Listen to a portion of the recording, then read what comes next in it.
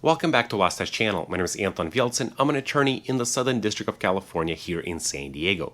A few weeks ago, I published a video here on my channel discussing a case where the officers believed that they had reasonable suspicion that crime was afoot because the individual was wearing a fanny pack across his shoulder in front of his chest. The officers in their affidavit wrote that it was unusual to see somebody wearing a fanny pack in that fashion. I guess the officers don't know enough about fashion because I see fanny packs worn that way every day here in California. Well, today we're going to look at another case dealing with fanny packs. And more specifically, we're going to look at a case where the individual is arguing that the stop was prolonged unreasonably by the officers, and the officers in turn say that they had other reasonable suspicion to detain the individual and even later search him because not only was he wearing a fanny pack across his shoulder in front of his chest, but the fanny pack seemed light and was unzipped.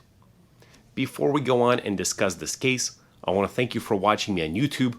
Please subscribe, share my channel with your friends and family. If you're listening to the podcast version of this recording on Audible or Spotify, please give my podcast a 5-star rating.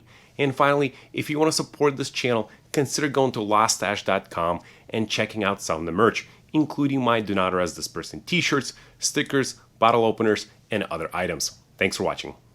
Quick message from Lost Dash. Are you charged with a crime? Or do you want to know your rights if stopped by police? Watch California attorney Anton Vieltsin discuss legal cases from the Supreme Court, Ninth Circuit, and California state courts on the Lost Dash YouTube page. Anton has handled hundreds of federal and state criminal cases, has an in-depth knowledge of the law, and has the best mustache ever. Subscribe to the Lost Dash YouTube page. That's LAWSTACHE. I really hope you didn't waste the last 30 seconds without hitting that subscribe button. And now let's move on to the Ninth Circuit case United States v. Taylor. This case is fresh off the print. It was published in the spring of 2023 and it deals with prolonged stops and reasonable suspicion to search the driver because of what he's wearing, namely that fanny pack. Before we go on, first let me give you some factual background. Mr. Taylor was pulled over because his vehicle did not have a license plate or a temporary tag. So now, of course, we don't have any issues with that initial stop. When the officers pulled over Mr. Taylor, they asked him for identification. Mr. Taylor did not have his ID, driver's license, or any other means of identification. He also explained to the officers that he recently acquired this car from his aunt. The officers then asked Mr. Taylor if he had any guns, knives, or drugs. Mr. Taylor said no. Officers asked him if he was ever arrested. And Mr. Taylor truthfully said that he was on parole for being a felon in possession. The officers then asked Mr. Taylor if he was in violation of his supervisory release or parole. And once again, if he had any weapons. Mr. Taylor said no. Now we're about 1 minute and 30 seconds into this encounter with the police. The officers asked Mr. Taylor to step out of the vehicle. Mr. Taylor was wearing a distinctive, unzipped red fanny pack slung across his upper body. It seemed light and empty, which aroused police suspicion. The officers later testified that it is known that's where subjects primarily sometimes conceal weapons. This is a quote from the officer. And another quote is that they've been seeing an uptick of people concealing firearms in fanny packs that are slung around their body, and that were just wanted to make sure that there were no weapons on this person at that point. So the officers made a decision to pat down Mr. Taylor under a Terry stop. Now, all of this encounter is on body cam footage, so the court had the privilege of seeing the video, and the court noted that this encounter was friendly and everyone remained calm. In the meantime, another officer ran a criminal history check inside his patrol car. I have previously discussed a number of cases dealing with officers conducting a criminal history check while issuing a ticket and whether that prolongs a traffic stop. I encourage you to find those videos and watch them. I will link them in the description below so you can learn a little bit more about prolonged stops. Now, about 3 minutes and 40 seconds in, the officers asked Mr. Taylor if he had anything in the car, and if he minded if they would check. This is in quotes. Mr. Taylor answers that it don't matter. I just got it. It don't matter to me. So the police officers searched the car for less than 1 minute and find a firearm underneath the driver's seat. Mr. Taylor is arrested for being a felon in possession under 18 U.S.C. 922 G1. He argues for suppression of that firearm under the Fourth Amendment, which protects you against unreasonable searches and seizures.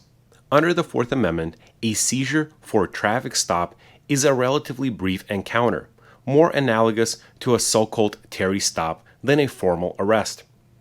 To be lawful, a traffic stop must be limited in its scope.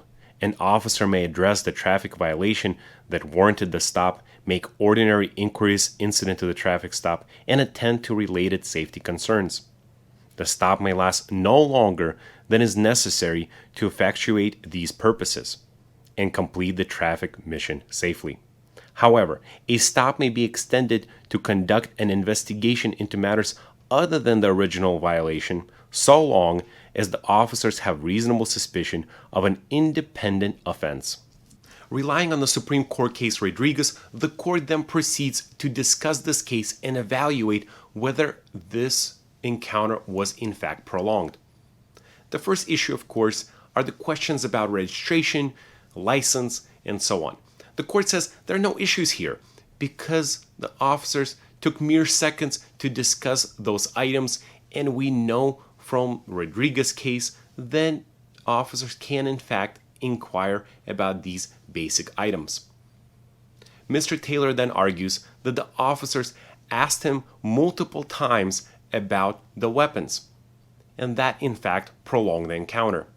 Again, the court says that the Fourth Amendment does not have a rigid rule on asked and answered type of approach. Instead, officers can of course ask multiple times a question to see if the person in the vehicle would answer, and so the court says there's no problems there. Then Mr. Taylor argues that the encounter was prolonged because he was asked to get out of the vehicle. Now the court says simply that the Ninth Circuit and the Supreme Court have previously held that officers can of course ask individuals to get out of the vehicle for their own safety. And finally, we're dealing with a situation where officers conducted a criminal check using their in the patrol car computer. Now, the court says that that's appropriate, and I in fact have discussed that on my channel in prior videos, and I encourage you to go back and look at some of them. But here's what the court says. In United States v. Hilton, we specifically rejected the argument that a criminal history check is a prolongation of the stop and needs to be supported by independent reasonable suspicion. Instead, we aligned ourselves with the other circuits and held that because a criminal history check stems from the mission of the stop itself, it is a negligibly burdensome precaution necessary to complete the stop safely. And now on to the more interesting topic. Mr. Taylor argues that the stop was unreasonably prolonged when the officers made a decision to pat him down. Now we know under Terry v. Ohio that officers can in fact pat down an individual who they believe is armed and dangerous. But wearing a fanny pack, is that enough to come to that conclusion that an individual is in fact armed and dangerous? Here's what the court says. We of course recognize that standing alone, a fanny pack is not necessarily an unusual item of apparel. We certainly do not suggest that officers have reasonable suspicion to frisk anyone who wears that accessory. But here, the fanny pack was curiously empty and unzipped, and it did not stand on its own. Officers had just pulled Taylor over for driving without a license plate.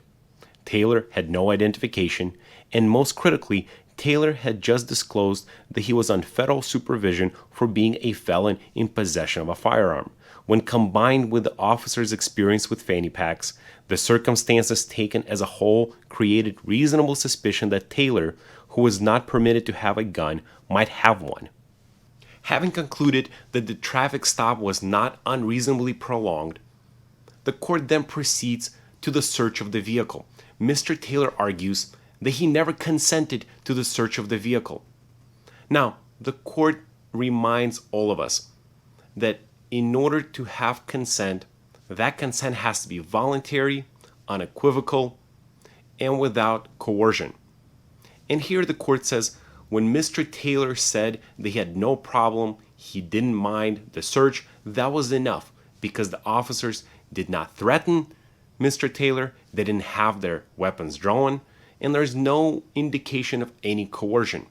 So that topic is pretty short, and at the end of the day, the search is legal because of consent. I have plenty of videos on my channel dealing with consent. I remind you to never consent to searches.